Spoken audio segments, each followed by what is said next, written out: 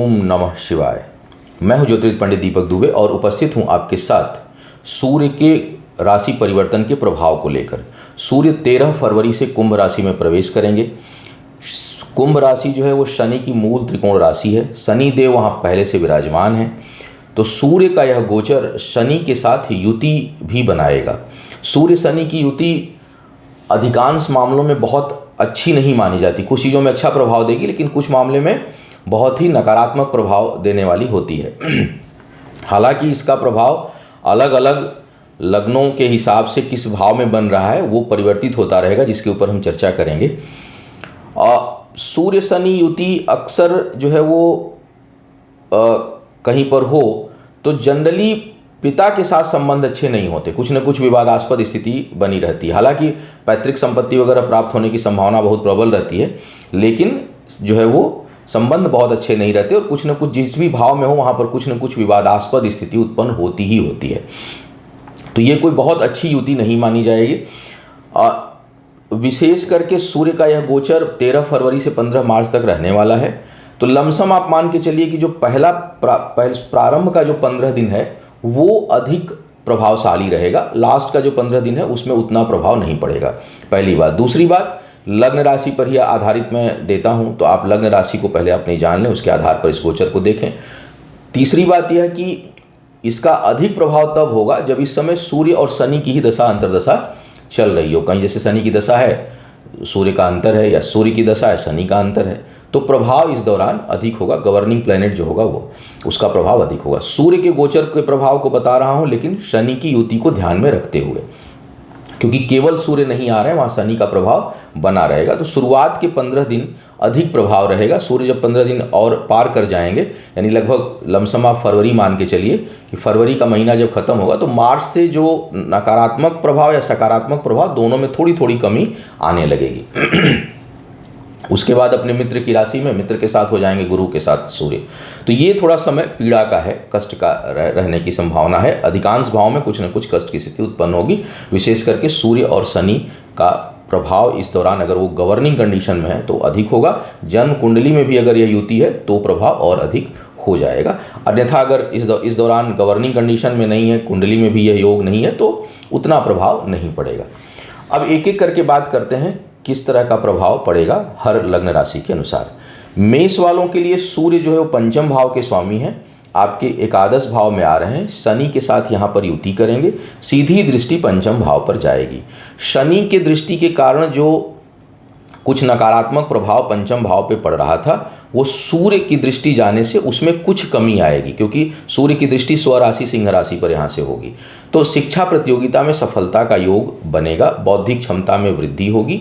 आध्यात्मिक ऊर्जा के लिए यह स्थिति अच्छी है, लेकिन संतान के साथ, पिता के साथ कहीं न कहीं वैचारिक मतभेद आपके लिए उत्पन्न यह स्थिति कराएगी और प्रखर होगा। मतलब एक तर्क वितर्क वाद विवाद की स्थिति बहुत से लोगों के लिए उत्पन्न हो सकती है, तो उस दृष्टिकोण से ठीक नहीं है। लेकिन बौद्धिक क्षमता के लिए ठीक है। शिक्षा प्रतियोगिता में कुछ बाधाएं अगर आ रही थी तो वो दूर होंगी और उसमें सफलता मिलने का आसार आपके लिए बनेगा और कार्य व्यापार को लेकर के आप अच्छे निर्णय लेंगे। तो भौतिक दृष्टिकोण से यह जो गोचर है वह ठीक है।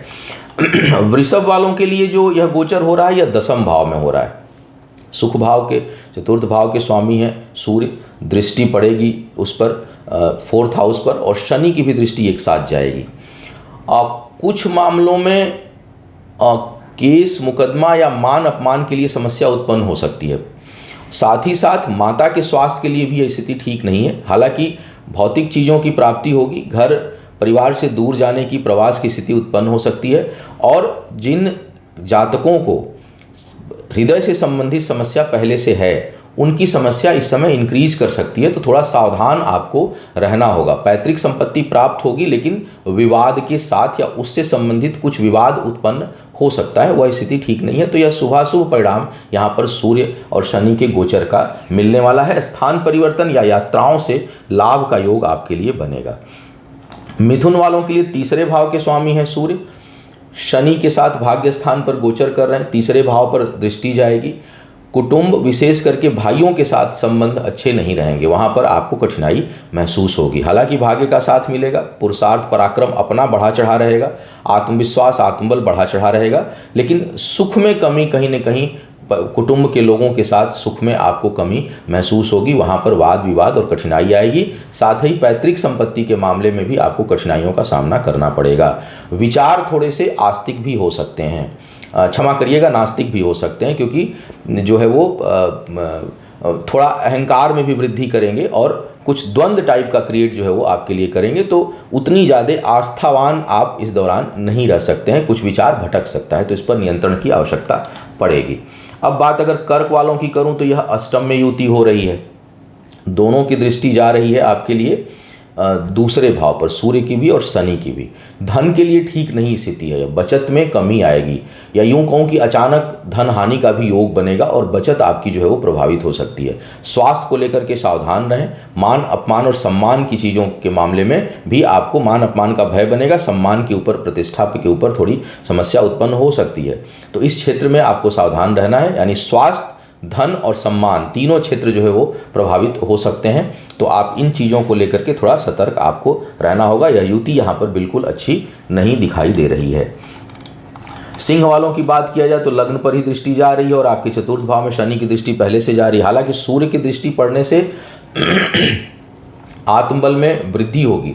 सूर्य इससे पहले जब अष्टम में थे तो सिंह वालों के लिए थोड़ी कठिनाई ज़्यादा थी, यहाँ पर अब कठिनाई कम होगी। द्वंद्व की स्थिति तो उत्पन्न होगी लेकिन कठिनाई कम होगी, आत्मविश्वास बढ़ेगा, कार्य व्यापार में वृद्धि का योग बनेगा, लेकिन फिर भी चोट चपेट, अंगभंग और हृदय से संबंधित समस्या उत्पन्न होने की संभावना को इनकार नहीं किया जा सकता। वैवाहिक जीवन में कोई कठिनाई चल रही थी तो हालांकि सिंह वालों का अगर शनि बैठे हों सप्तम में तो बहुत जल्दी विवाह टूटेगा नहीं, लेकिन विवाद बहुत अधिक होता है, बहुत तेज विवाद होता है। तो सूर्य और शनि के एक साथ यहाँ पर आने के साथ थोड़ा विवाद होगा भी, तो भी बहुत जल्दी अटैचमेंट होगा और एक दूसरे का सहयोग मिलेगा, एक दूसरे को लेकर के आप बल का अनुभव करेंगे। तो वैवाहिक जीवन में थोड़ी प्रगाढ़ता बढ़ेगी, प्रेम बढ़ेगा, सम्मान बढ़ेगा, लेकिन स्वास्थ्य को लेकर के सावधान रहना पड़ेगा। और सूर्य का गोचर आपके आत्मविश्वास और कार्य व्यापार के क्षेत्रों में वृद्धि करने वाला होगा, प्रगति करने वाला। इस समय केवल सूर्य का प्रभाव रहा तो पॉजिटिव रिजल्ट बहुत अधिक आएगा। क्षमा करिएगा। अब बात करते हैं कन्या वालों की। कन्या वालों के लिए गोचर यह हो रहा है, आपके द्वादश भाव के स्वामी सूर्य हैं, छठे भाव में जा रहे हैं, दृष्टि पड़ेगी, बिना वजह का भटकाव उत्पन्न होगा और यह कार्य व्यापार के दृष्टिकोण से भी ठीक नहीं है। साथ ही साथ कर्ज लेने से बचना चाहिए, मान सम्मान पर ठेस आ सकती है, अनावश्यक के वाद विवाद से आप दूर रहें और स्वास्थ्य का भी ध्यान रखें। तो क्योंकि यहाँ पर यह युति कहीं से भी बहुत अच्छी दिखाई नहीं दे रही है, उच्च अधिकारियों के साथ संबंध को बेहतर रखें, क्योंकि बिना वजह आप अपने हायर अथॉरिटीज़ के कोप का भाजन बन सकते हैं। तो थोड़ा सावधान रह करके आपको चलना होगा। यात्राएं होंगी, अनावश्यक का भ्रमण होगा, लेकिन उससे कोई बहुत लाभ नहीं होगा, बिना वजह का धन खर्च आपका हो सकता है। शुभ स्थिति यह नहीं उत्पन्न कर रहे हैं। तुला वालों की बात करूं तो यहाँ पंचम भाव में यह युति हो रही है, आय स्थान पर दृष्टि जाएगी सूर्य की। संतान के साथ वैचारिक मतभेद तो होगा, विचार नहीं मिलेंगे, वाद विवाद हो सकता है, लेकिन शिक्षा प्रतियोगिता और आय के दृष्टिकोण से बहुत अच्छी स्थिति है। बड़ों के सहयोग से निर्णय शक्ति के बल पर आपके आय में वृद्धि होगी और कुछ नए विचार भी आएंगे अपने इनकम को, क्षेत्र को बढ़ाने के लिए। तो संतान के साथ यह स्थिति ठीक नहीं दिखा रहा है, वैचारिक मतभेद दिखा रहा है, लेकिन शिक्षा प्रतियोगिता में सफलता, बौद्धिक निर्णय शक्ति बेहतर, हाँ अपने से जो है वो, और आय में वृद्धि बड़ों के सहयोग के। हालांकि विचार बहुत नहीं मिलेंगे, फिर भी कहीं ना कहीं अगर बात मानते हैं तो उससे आपको लाभ होगा, लाभ की स्थिति उत्पन्न आपके लिए होने वाली है। वृश्चिक वालों के लिए यह युति हो रही है चतुर्थ भाव में। माता के स्वास्थ्य का विशेष ध्यान रखें, उनके लिए ठीक नहीं है। कार्य क्षेत्र में थोड़ी टकराहट और वाद विवाद की स्थिति होगी, लेकिन वाद विवाद के बाद प्रतिष्ठा में आपकी अभूतपूर्व वृद्धि होगी। पैतृक संपत्ति भी विवादास्पद होगी, लेकिन अल्टीमेटली आपको मिलेगी। तो हर चीज़ में संघर्ष के साथ सफलता की स्थिति यह उत्पन्न करेंगे। यहाँ भी खुद के स्वास्थ्य के लिए और माता के स्वास्थ्य के लिए यह स्थिति ठीक नहीं हो रही है, यहाँ पर आपको सावधान रहने की आवश्यकता पड़ेगी। धनु वालों की यदि मैं बात करूं तो आपके लिए तीसरे भाव में सूर्य और शनि का गोचर हो रहा है। भाग्य स्थान पर सूर्य की दृष्टि जाने से निश्चय ही भाग्य में वृद्धि होगी। पुरुषार्थ पराक्रम आपका बढ़ा रहेगा, दूसरों की मदद करेंगे, लेकिन सगे बड़े भाई के कारण बहुत मन अशांत हो सकता है बहुत से लोगों का, और वहाँ पर वाद विवाद की स्थिति उत्पन्न होगी, वहाँ पर संबंध अच्छे नहीं रहेंगे। व्यक्तिगत रूप से आप अच्छा करेंगे, लोगों की मदद करेंगे, भाग्य साथ में रहेगी, इनकम आय इत्यादि में आपकी वृद्धि होगी, कार्य व्यापार के क्षेत्र में प्रगति होगी, पैतृक संपत्ति इत्यादि मिलने की संभावना अच्छी रहेगी। लेकिन बड़े भाई के कारण, जिनके भी बड़े भाई हों, उनके सुख में कमी या उनके साथ वैचारिक मतभेद, तेज वैचारिक मतभेद उत्पन्न इस दौरान हो सकता है। संबंध कुछ लोगों के टूट भी सकते हैं। मकर वालों की अगर मैं बात करूं तो यह दूसरे भाव में युति हो रही है। अष्टम और लाभेश की युति दूसरे भाव में, धन हानि की प्रबल संभावना। आर्थिक फैसले सोच समझकर आप लें। वाणी में क्रोध का समावेश रहेगा। अचानक छोटी छोटी बातों पर क्रोध और आवेश उत्पन्न हो सकता है, तो थोड़ा सा इन चीज़ों पर नियंत्रण रखना है। और आर्थिक फैसले सोच समझ कर लें, क्योंकि यह एकदम सडन जो है वो धन हानि का योग यह युति और सूर्य का यहाँ पर गोचर आपके लिए उत्पन्न करेगा। तो आर्थिक फैसले बहुत सोच समझ कर आपको लेने हैं। कुंभ वालों के लिए लग्न में ही युति बन रही है। पिता के लिए बिल्कुल ठीक नहीं है। पिता की स्थिति जो है वो के लिए ठीक नहीं है, संबंधों के लिए ठीक नहीं है।